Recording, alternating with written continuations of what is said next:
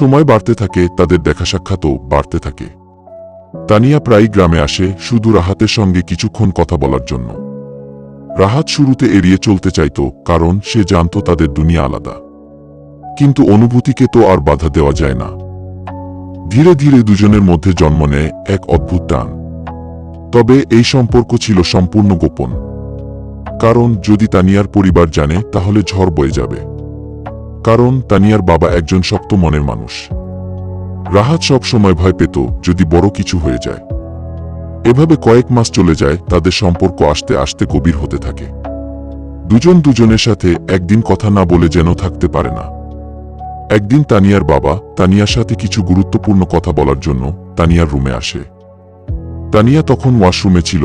হঠাৎ তানিয়ার ফোনে একটা মেসেজ আসে। তানিয়া ওয়াশরুমে ছিল, তাই মেসেজের শব্দ শুনতে পারেনি। তানিয়ার বাবা মেসেজের শব্দ শুনে মোবাইলটা হাতে নেয়।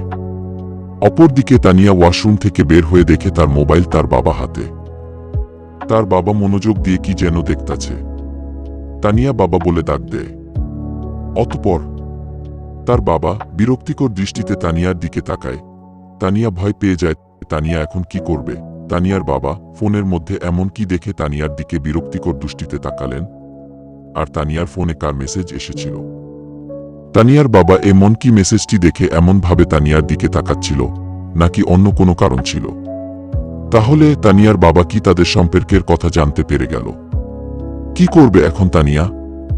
কি হতে যাচ্ছে তানিয়ার সাথে? পুরো গল্পটি শোনার জন্য আমাদের সাথেই থাকুন এবং আমাদের ইউটিউব চ্যানেলটি সাবস্ক্রাইব করে রাখুন, যেন সবার আগে আমাদের গল্পটি আপনার কাছে পৌঁছায়। পরবর্তী পর্বের জন্য অপেক্ষা করুন, খুব শীঘ্রই পরবর্তী পর্ব আসবে। ততক্ষণ সবাই ভালো থাকুন, সুস্থ থাকুন। আল্লাহ হাফেজ।